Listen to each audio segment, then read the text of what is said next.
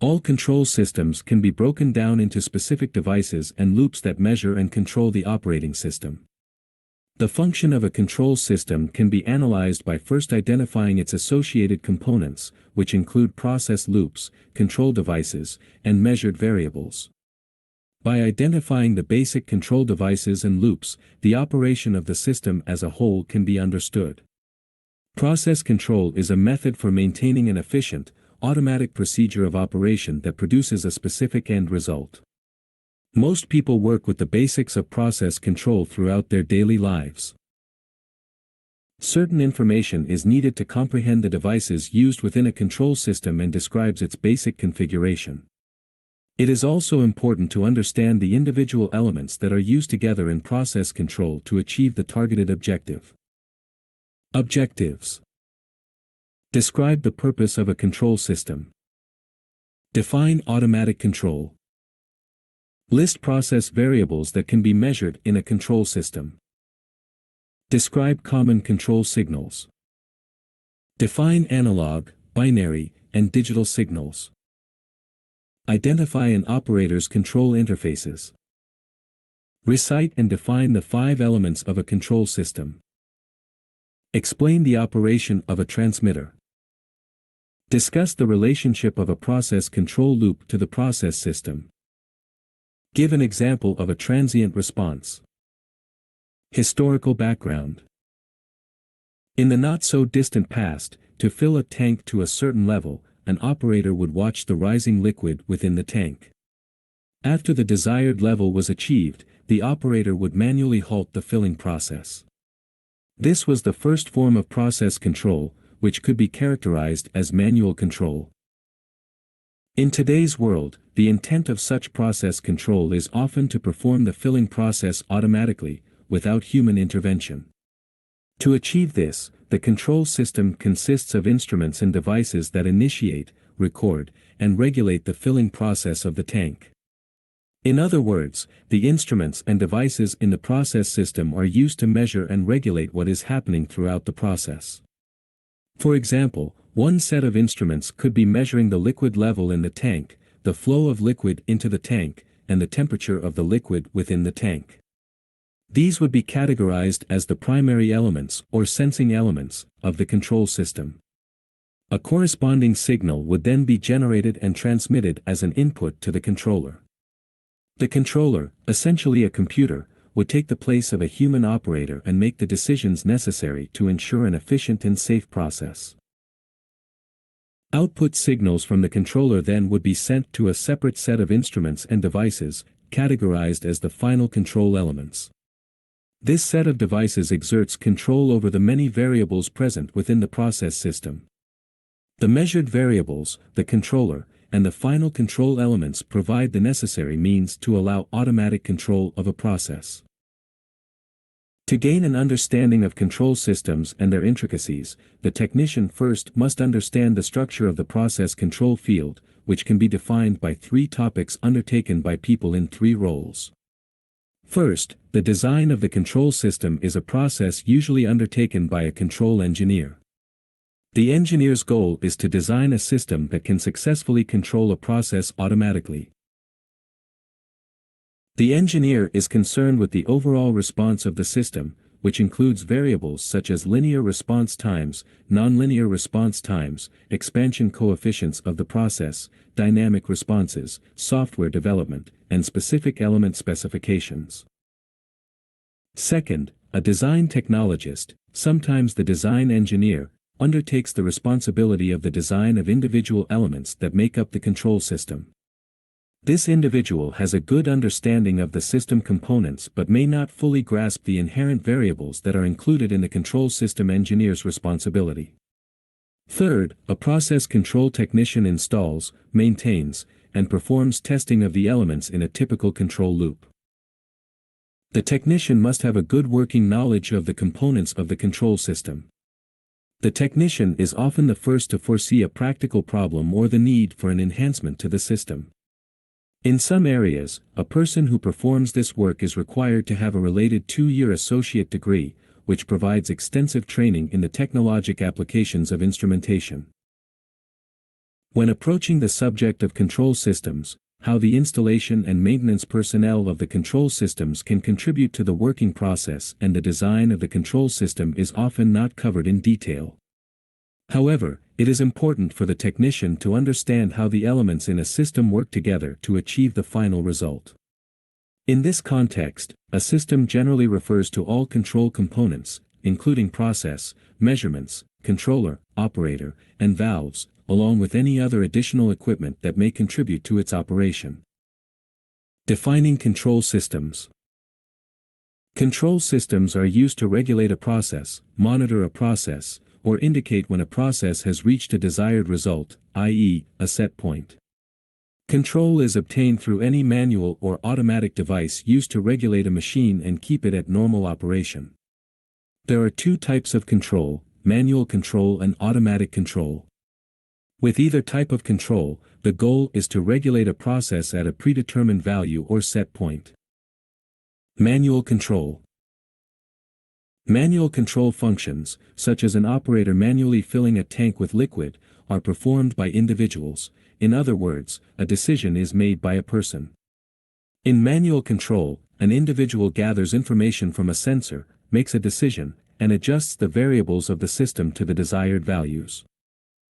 Automatic control. In automatic process control, the goal is to automatically regulate a process at a predetermined value. This is the primary purpose of a control loop. A control loop begins by measuring a process. A signal is then sent to a controller, which determines some form of control through the use of software, a collection of programs and routines associated with a computer. A signal then is sent to a final control element, which executes a control action.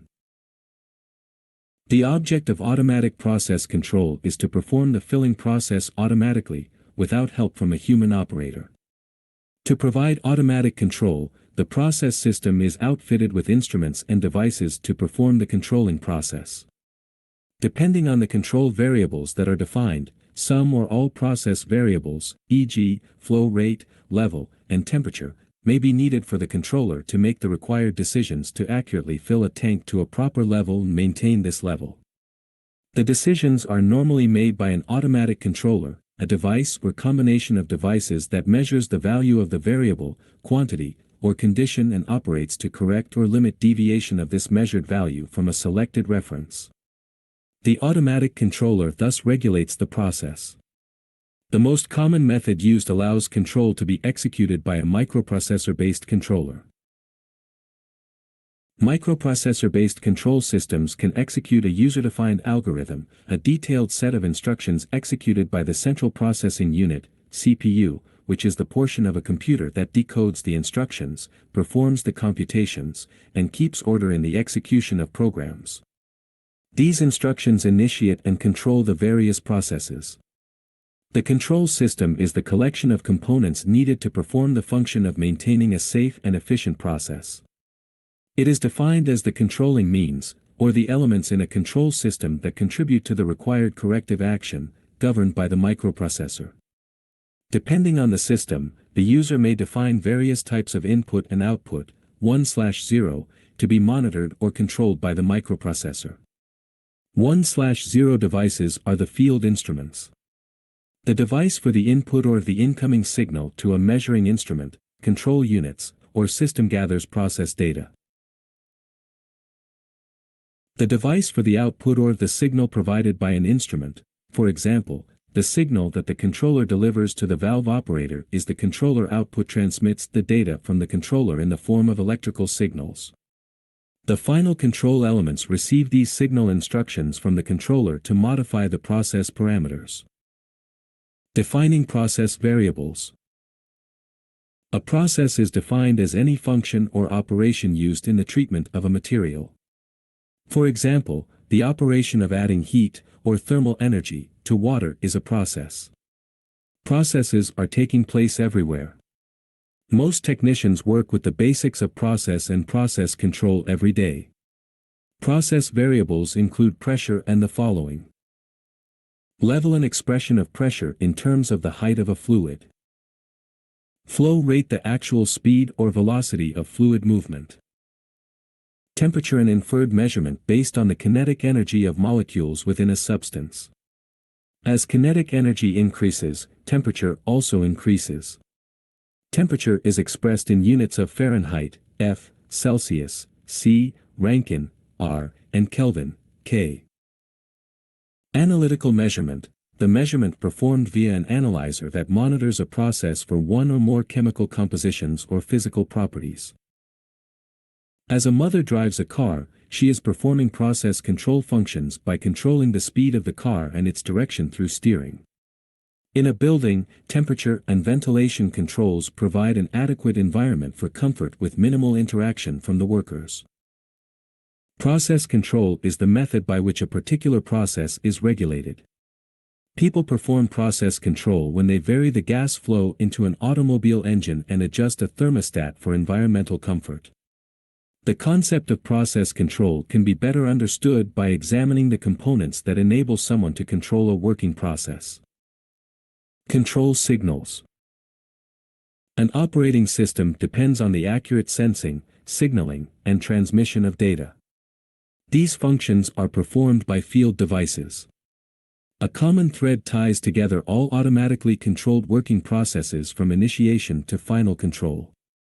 Field devices provide process measurements to the controller, and final control elements receive signals from the controller to regulate the process. After the I/0 are defined and configured in the controller, they are capable of transferring information by a signal from the field devices to the controller and from the controller to the final control elements. The transmission of electronic signals to and from a controller is often accomplished through the use of twisted pair wiring. Twisted pair wiring is available in two configurations or types: shielded twisted pair, STP, and unshielded twisted pair, UTP. STP wiring is a physical construction of two current-carrying conductors and a bare ground.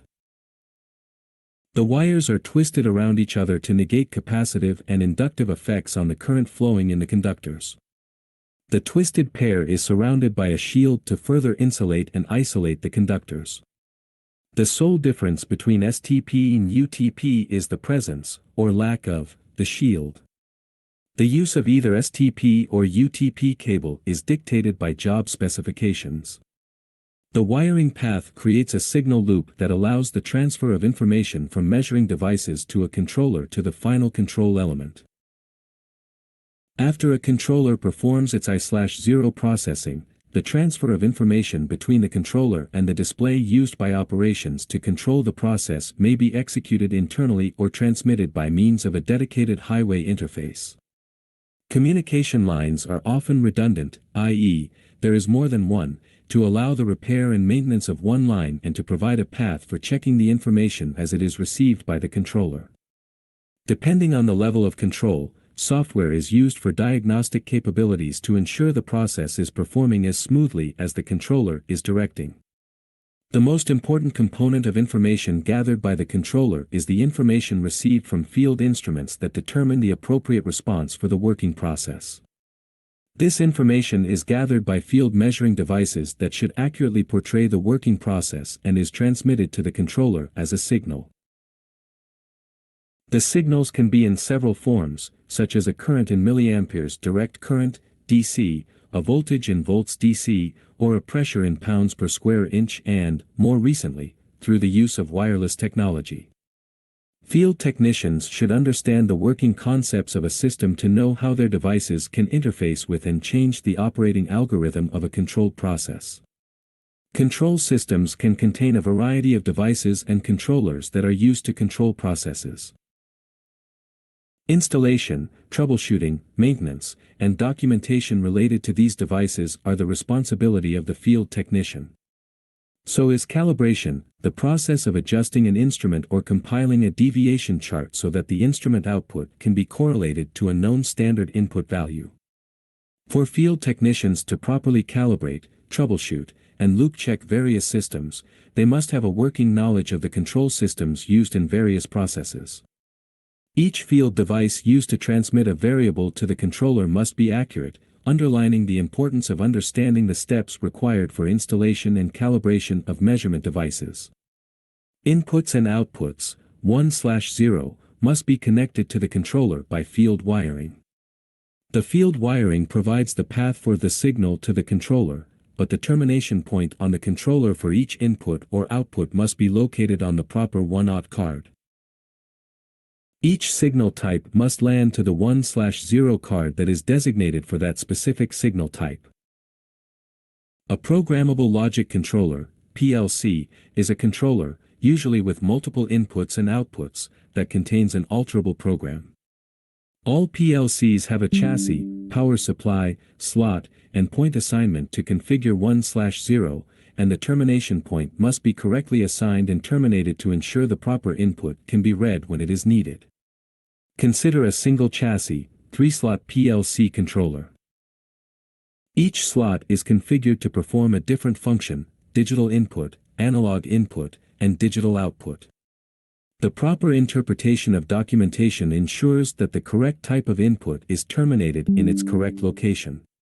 A field loop sheet can be one source to provide the information needed to terminate 1/0 to a controller. After the input is received by the controller, the inputs are converted to a usable form as a series of digital commands. Such a digital command is called a bit, short for binary digit, which is the smallest form of information indicated by a 0 or 1. Bits are packaged into groups as bytes, where a byte is an 8-bit representation of a binary character. These are then converted into words. In this context, a word is the number of bits treated as a single unit by the CPU. In an 8-bit machine, the word length is 8 bits, in a 16-bit machine, the word length is 16 bits. When the computer wants information it can read, it is in the form of words. A basic order of events needs to be established before work can be performed, and this task is accomplished internally by the CPU. A measurement is received by the flow transmitter and converted to a signal, which is sent to the controller. The controller compares this input signal to the program set point and generates a corresponding output signal. The output signal is transmitted to the control valve, final control element, to achieve the desired result. Signal types. 3 typical signals used in process control are analog signals, binary or discrete signals, and digital signals. A microprocessor controller may transmit digital signals without the use of wires. Analog signals. An analog signal is a continuous operation signal. It is the output of a field transmitter that is continuously measuring a process variable, and it usually represents a range of values read by a sensor, the part of a loop or instrument that first senses the value of a process variable, also known as a detector or primary element. This analog signal is usually represented by a variable current, 4 to 20 mA DC, a variable voltage, 1 to 5 volts DC, air pressure, 3 to 15 pounds per square inch, or by other means. Analog signals can be used as inputs, recording a range of values, and can be used in the output signal by varying a position of a final control element. Before an analog signal can be used, it is converted by the controller to a digital format. When devices are calibrated correctly, the process measurement, i.e., input, is accurately represented by the 4 to 20 mA DC signal, and the output signal correctly positions an element for control. For example, when automatically filling a tank, the level transmitter is connected to the tank for the purpose of continuously monitoring the liquid level as the tank fills. The transmitter is sending a continuous analog signal to the controller in direct proportion to the liquid level in the tank. Binary signals. Another form of signal used is the binary, or discrete, signal. Binary is a term applied to a signal or device that has only 2 discrete positions or states, on, off, and discrete signal refers to a control signal that is on or off. A binary or discrete signal is easier to implement but provides less information than the analog signal. For example, with a level switch, the switch contact closes when a certain level in a tank is measured. This is called making, and it allows the signal to flow. The making of the switch contacts is the only indication of what level is in the tank. A binary, or discrete, input is a signal received by the controller that is on or off.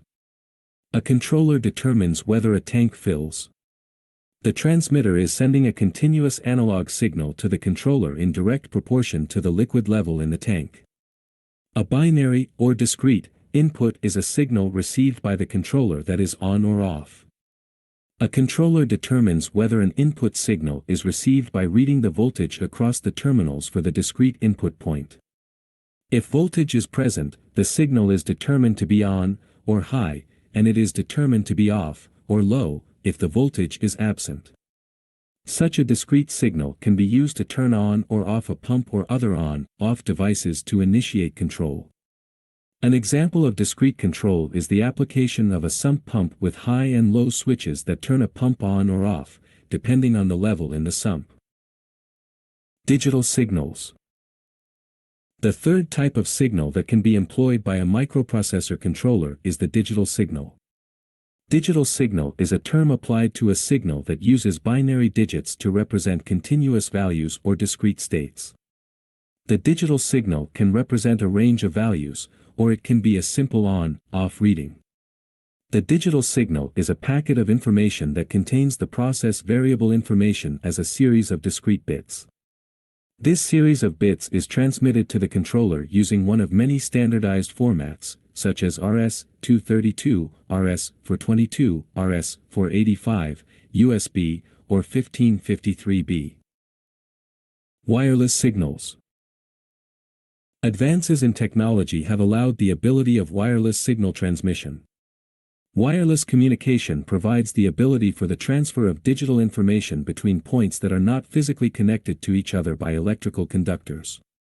As a result, one of the benefits of the use of wireless systems is ease of installation. In addition, wireless signals are able to travel rather long distances without suffering signal degradation. Because there are no physical electrical connections, the installation process is efficient and provides capabilities not easily accomplished by conventional wired methods. One such example would be temperature measurement within a rotating drum. Still, wireless systems have downfalls. Because there are no physical electrical connections, wireless transmitters must use their own supply of power, typically a battery pack.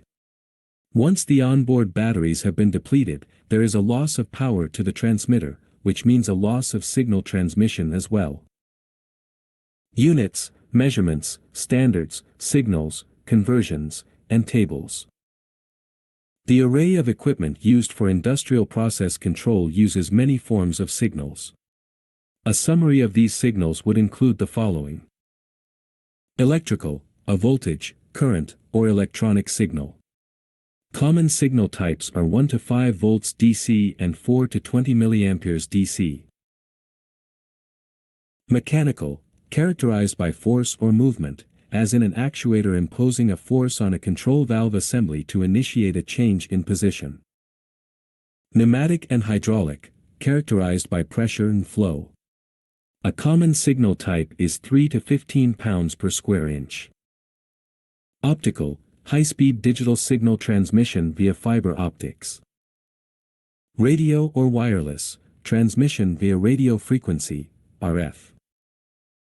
Ultraviolet, similar to radio or wireless but only useful over short distances. Operator interface.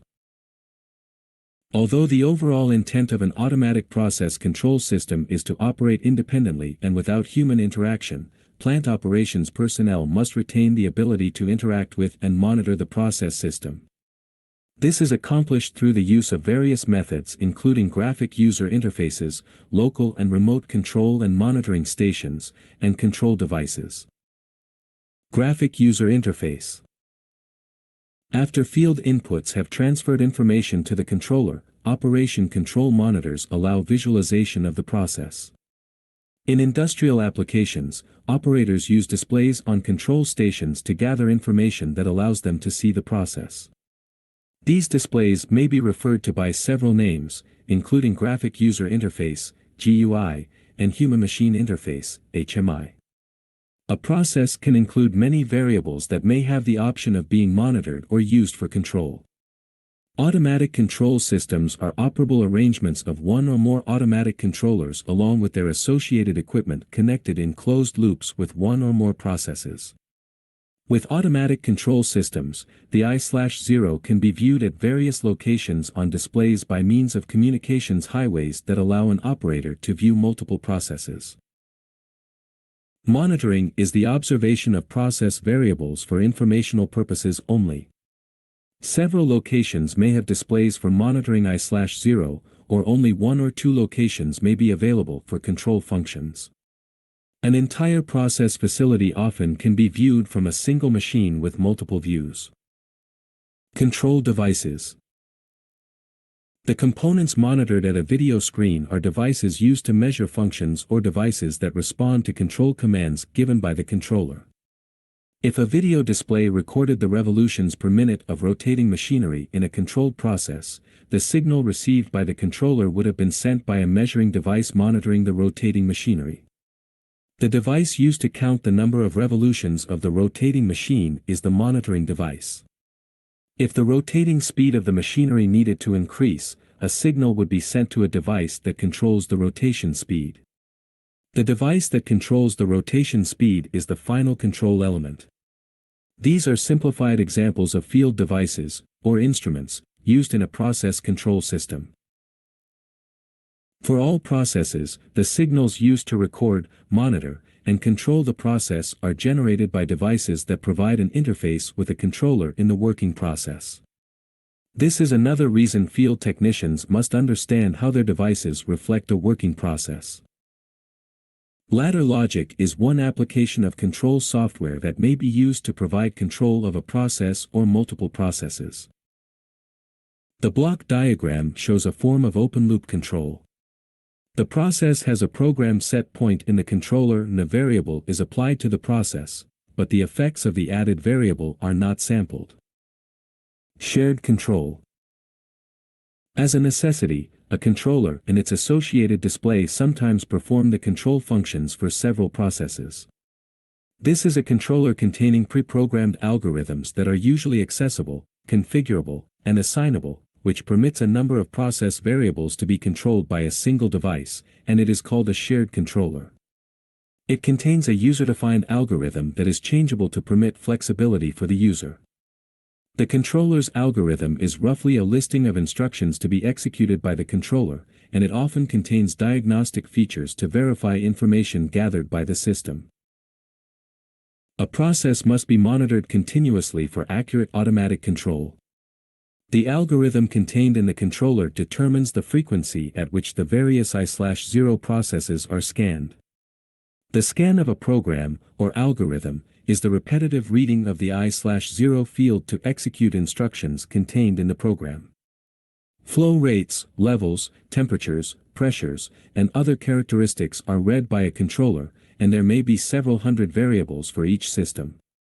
The outputs of a controller to valves, motor drives, solenoids, and heating elements are equally adjusted or maintained through each scan of the controller's program.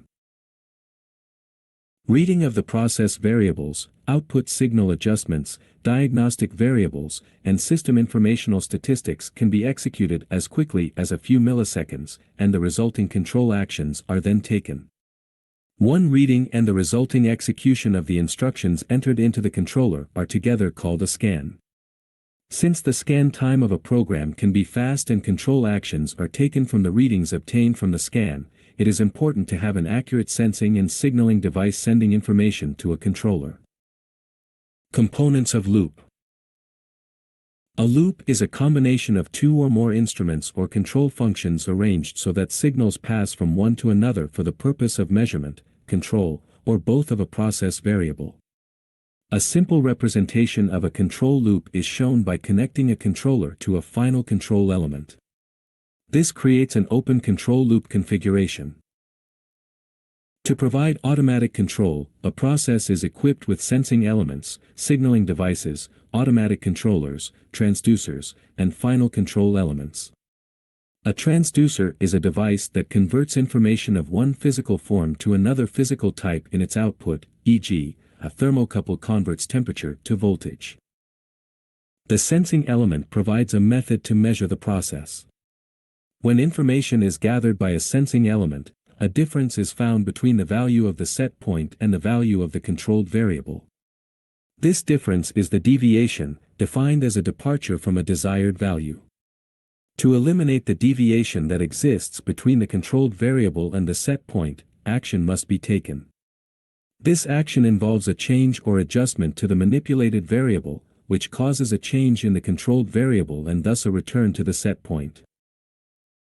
The signaling devices send the represented process measurements obtained by the sensing elements as pneumatic or electrical representations of the process to a controller.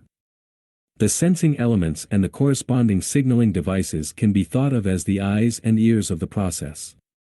The controller, which could be thought of as the brain of the process, performs a calculated response to signals it receives and then initiates an output signal to control the process. The transducers are used when it is necessary to convert the present form of signal to a more readily usable form. For example, an I/P transducer performs the function of converting an electrical current signal, I, to a pneumatic pressure signal, P. In other words, an 1/P transducer is a device that converts an electric current to a linear pneumatic pressure. The final control elements, which act as the hands of the process system, are used to adjust the process to a point at which the process is determined to be under control. Never attempt to communicate or perform work on a field device without verifying that the controller is in a safe state of operation, i.e., manual control. Failure to place the controller in the safe state can cause unexpected changes in the field device state, which can cause serious injury to the technician, irreparable damage to the process, or both. Systems and applications. The control of a process system is achieved through the use and interconnection of multiple components. Accurate sensing, signaling, and control of the process depend on the primary element, the transmitter, the controller, the transducer, and the final control element. By gaining an understanding of how these components are related and interconnected via process loops, the technician achieves greater insight into the operation of automatic process control systems. Primary element. The primary element, or sensing element, of a process control system is the part of a control loop that is in some type of contact with the process variables, and thus the first to sense changes in process conditions. Primary elements may be physically located within the body of an instrument or transmitter. However, in many instances, it is also necessary to remote mount the sensor from the transmitter and interconnect with wiring. In many applications, the primary element directly contacts the process medium. However, devices such as radar, infrared, sonic and nuclear do not physically contact the process. These devices emit waves of energy to make the connection with the process. Transmitter. The field name, transmitter, often is used as a reference to a device that transmits a signal to a controller, but a transmitter performs two functions. When a process is sensed, data is transmitted to a controller by the transmitter. The correct signal magnitude is determined by the calibration of the device, and an instrument must be calibrated accurately to send the correct signal. The transmitter is often thought of as the beginning of the process loop, but when the process is ongoing, the control loop has no beginning or ending point. The process is continually sensed, analyzed, and controlled. A block diagram demonstrates the process loop as it applies to an operating process. A transmitter could be labeled FT1001. The transmitter senses a process flow rate through the use of a differential pressure measurement and then signals the controller about the magnitude of the flow rate. The only function the transmitter performs is signaling the process flow rate.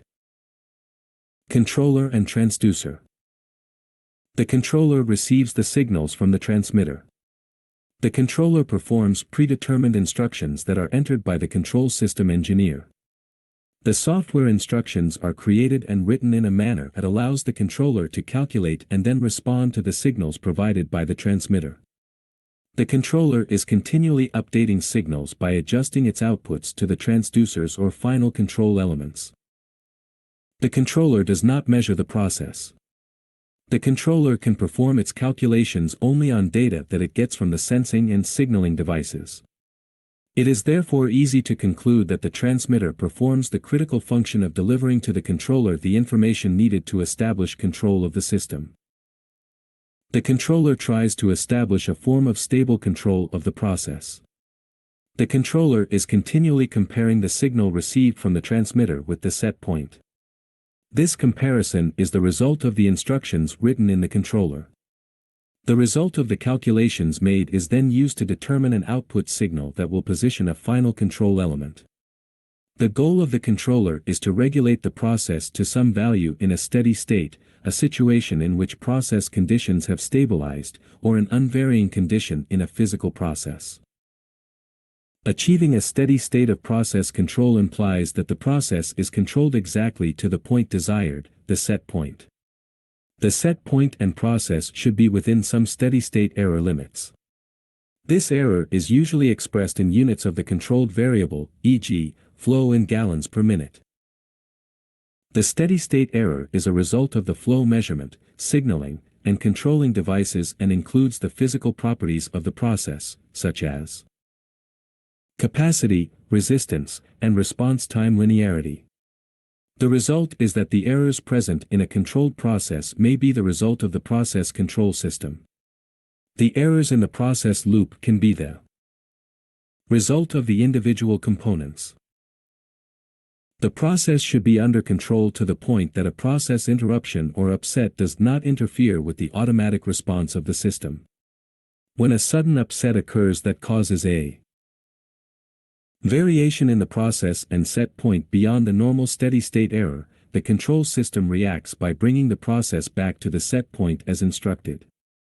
Transient regulation describes the system response to a process deviation.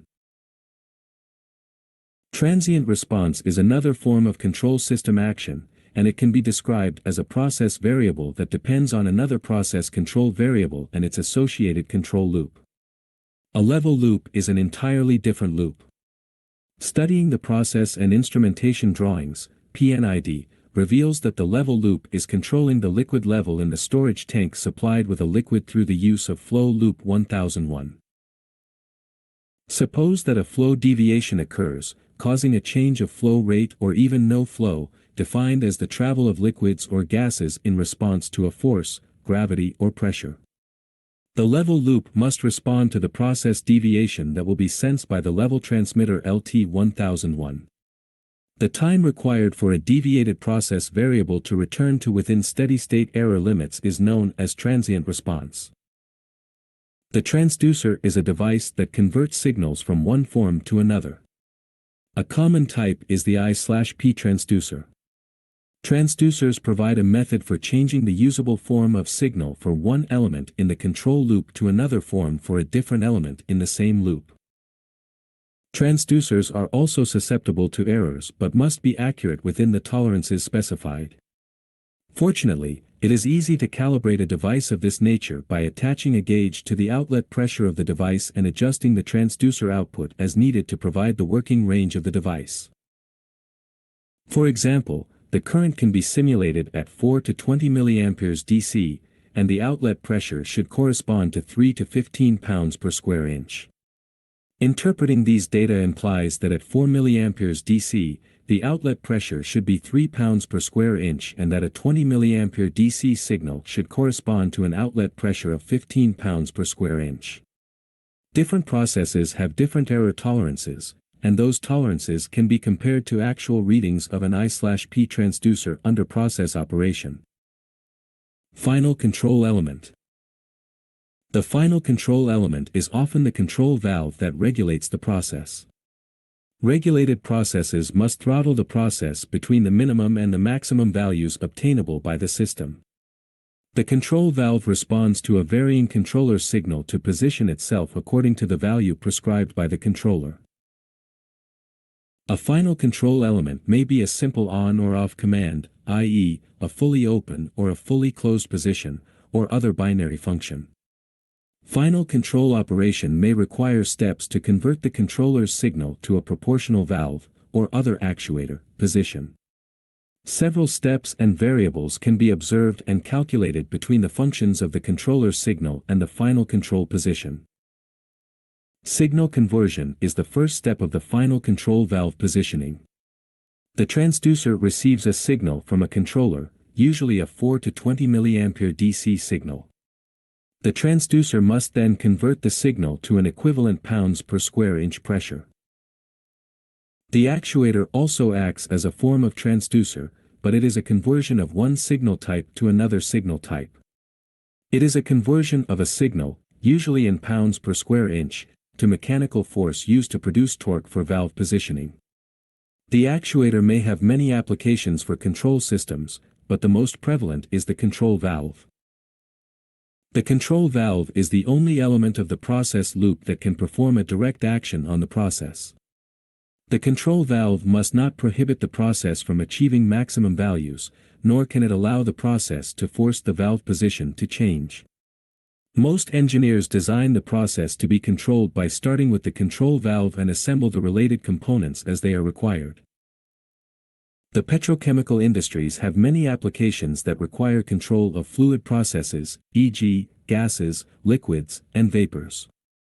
Other industries and their facilities, such as pharmaceuticals, chemical plants, and wastewater treatment facilities, also depend on the automatic control of processes for their operation. Flow control is the primary objective for automatic control processes, and flow rate in process control is usually expressed as a volume per unit time, e.g., gallons per minute. The flow rate in a given process line is calculated to achieve minimum pressure loss, and it is easy to conclude that the control valve regulates bow by controlling the pressure loss in a process line, including the control valve. The relationship between flow rate and pressure differential provides a method for understanding control valve operation. Process loops. When each device in the process loop is understood, the concept of the process loop can be studied. The process loop is nothing more than the loop displayed by a block diagram. The two loops in a block diagram operate independently. This is a configuration of elements that is followed for all process control systems. Loops always have a circular connection, from which the term loop is derived. Each loop follows the pattern of seemingly beginning at one element in the loop and proceeding to the other elements in the loop. The elements in a process bow loop are the elements that need to be adjusted.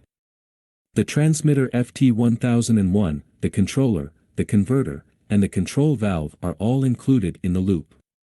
The same elements can be traced again to repeat the loop. If a process deviation occurred in the process bow loop, it is the responsibility of one of the elements in this process loop only.